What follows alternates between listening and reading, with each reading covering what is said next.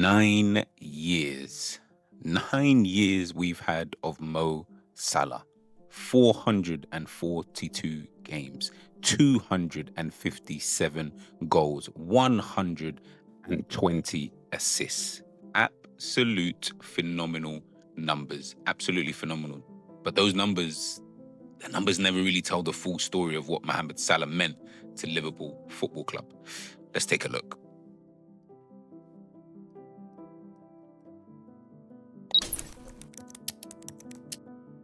In the summer of 2017, Liverpool paid what was then a club record fee, £36.5 million, to bring Mohamed Salah from Roma. And the reaction, listen, even myself, I was confused. I was definitely confused, and I know most of you were at the time. This was the same player Chelsea had signed back in 2014, the player they sent out on loan twice, the player they sold for less than they paid for him. Stamford Bridge had decided he was not good enough for them.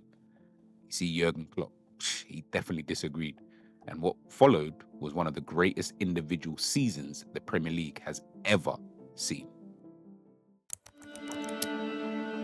32 Premier League goals in your debut season. Incredible. It was a record that had stood since the league had begun, and it was only beaten by another player in their debut campaign named Erling Haaland. He got 44 goals in all competitions, the most in a debut season in Liverpool's entire history. And just to put that into context, people, the previous record had been Fernando Torres with 33 goals back in 07-08. Salah had beaten that by 11. Golden Boot winner in his first season, PFA Player of the Year, Football Writers Footballer of the Year, Premier League Player of the Season, all of that in year one. Absolutely incredible, and I don't think anybody knew this was going to happen. Heck, he was called the one-season wonder. But here's what made it even more than just a collection of goals. It was the manner of the goals. Remember the pace, the instinctive cut inside from the right, and always onto that left foot finish, like he had written the script before the game had even kicked off.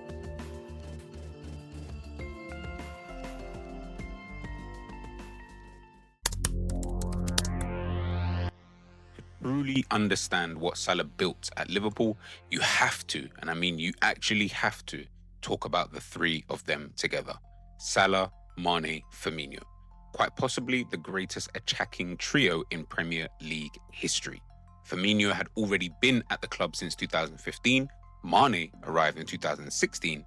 When Salah completed the picture in 2017, it was like three instruments suddenly finding their feet in perfect harmony.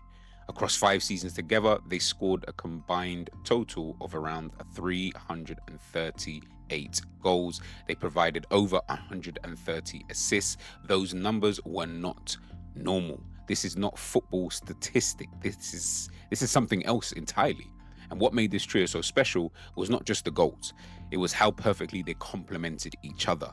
Salah was the finisher, the goal scorer, the left foot assassin, cutting in from the right.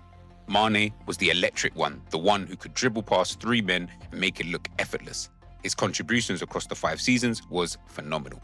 And then there was Firmino, Bobby, the unsung hero of arguably the greatest front three the Premier League has ever seen. He did not even begin to capture his real impact. We don't even feel it, because Firmino's genius was not measured in goals, it was measured in the goals he made possible for everybody else. Mane himself said it best. He told ESPN Brazil, and I'm paraphrasing here, that without Bobby, he and Mo would not have scored as many goals as they did, because Firmino made everything easier. His relentless pressing from the front set the tempo for everything Liverpool did. His selflessness gave Salah and Mane the freedom to be lethal. And in the 2017-18 Champions League campaign alone, they became the first set of 3 teammates in the history of the Champions League to each score 10 or more goals in a single campaign. Just beat that for a second. The competition that had been played since 1955 had never been done before. Never. But it was done by these 3 together. Absolutely phenomenal and brilliant front three. We will miss seeing this.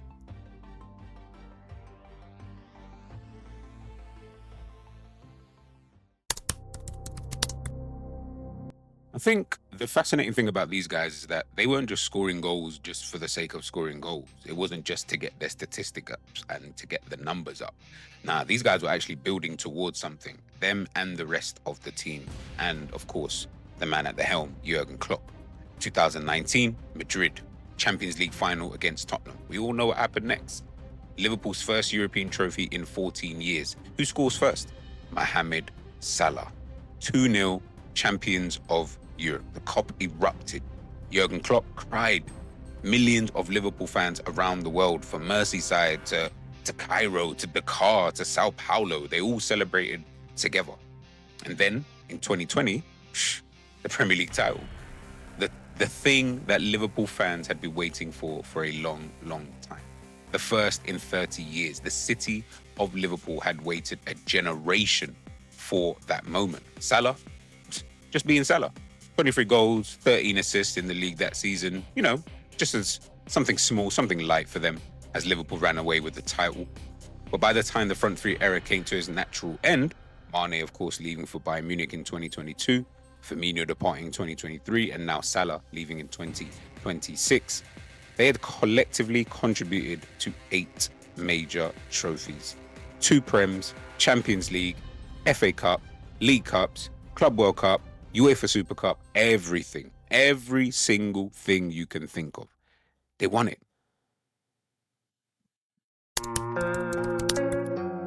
And just when you thought the best of Salah was behind him, when the front three era was over and people wondered if he could still produce at the very top without them, he went and produced the greatest individual Premier League season of his career, even going better than his first. 34 goals, 23 assists. That's 57 goal involvements in a single season. The first player in Premier League history to score 25 goals and register 15 assists in the same season. The first player to reach 40 goal involvements in 2 different Premier League seasons. Thierry Henry never did it. Ronaldo never did it. Alan Shearer never did it. Mo Salah did it. Premier League Player of the Season, Golden Boot, the title. This was at 32 years of age, in his 8th season at the club. Like, guys, come on, 8th season at the football club, and this is what he was producing? That's crazy work to me. But as we know, the story did not end as cleanly as Mo Salah and probably Liverpool fans would have wanted. For anyone who truly loved watching this player, that final chapter, or his final chapter, has been pretty painful with all of the things that have been coming out as of recently. This season, especially, Salah's form has dropped off a cliff. He sat on the bench against Leeds in December as an unused substitute. He walked toward a group of journalists afterwards and he kind of said the words that cut through the football world, that the club had thrown him under the bus and that he felt like a scapegoat. When you hear those kind of words from a man who'd given 9 seasons of his life to one city, it's quite damning and it's quite hard to hear. Regardless of what happened behind the scenes, regardless of who was right, who was wrong, this was a man who deserved better than the public moment. Came back, played the assist in the final game against Brentford, and then he stood in front of the Kop, the same Kop that had chanted his name for 9 years, with tears streaming down his face. And he says the words that every Liverpool fan will carry with them. I will always love this club. I will always support it. Because of all of you, I will never walk alone. I think when we're talking about legacy, talking about a guy with over 250 goals, we're talking about the 3rd highest goal scorer in the entire history of Liverpool Football Club. We're talking about a guy who's got 4 golden boots, joint record with Thierry Henry. But the thing about Salah's legacy that goes beyond all of those numbers is what he actually represented. A Muslim man from a small village in Egypt, a player Chelsea decided was not good enough, a player who was doubted, written off, overlooked, and who responded by becoming not just Liverpool's greatest Premier League player, potentially, but a symbol for millions of people around the world who were told they were not good enough. Every young kid in Cairo, Liverpool, London, Berlin, it doesn't matter, who wore that red shirt with his name on the back, every fan who cheered for him alongside their own players, Every supporter across Africa and the Arab world who saw Mo Salah succeed at the very highest level, they all felt represented. That, ladies and gentlemen, is the legacy that no transfer fee, no statistic, no trophy cabinet can ever fully capture. Thank you, Mo Salah.